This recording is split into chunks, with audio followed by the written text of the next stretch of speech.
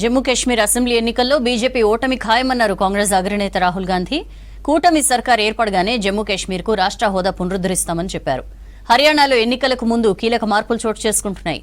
ప్రముఖ రెజ్లర్లు వినేష్ ఫోగట్, బజరంగ్ పునియా రాహుల్ను కలిశారు. మరోవైపు హర్యానాలో ఆప్తో పొత్తులపై కాంగ్రెస్ చర్చలు కొనసాగుతున్నాయి.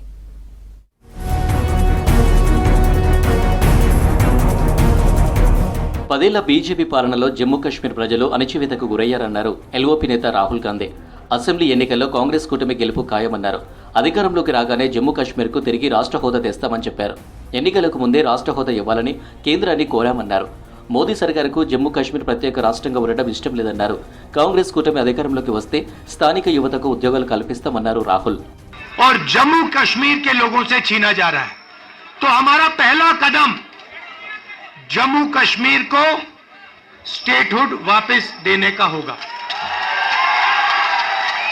बीजेपी ये नहीं चाहती है और उन्होंने कहा है कि पहले चुनाव होगा और उसके बाद स्टेटहुड की बात होगी.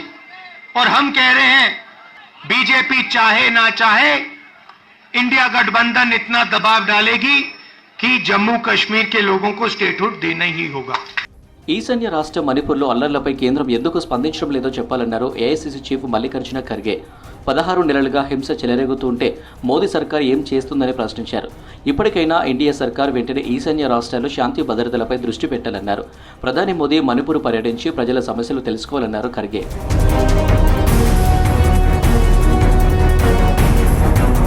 అసెంబ్లీ ఎన్నికల ముందు హర్యానాలో రాజకీయాల్లో కీలక మార్పులు చోటు చేసుకుంటున్నాయి.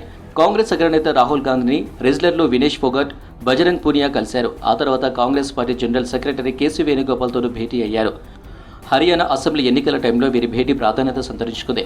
కాంగ్రెస్ తరపున వినేష్, బజరంగ్ పునియా ఎమ్మెల్యేగా పోటీ చేసే అవకాశం ఉన్నట్లు తెలుస్తుంది.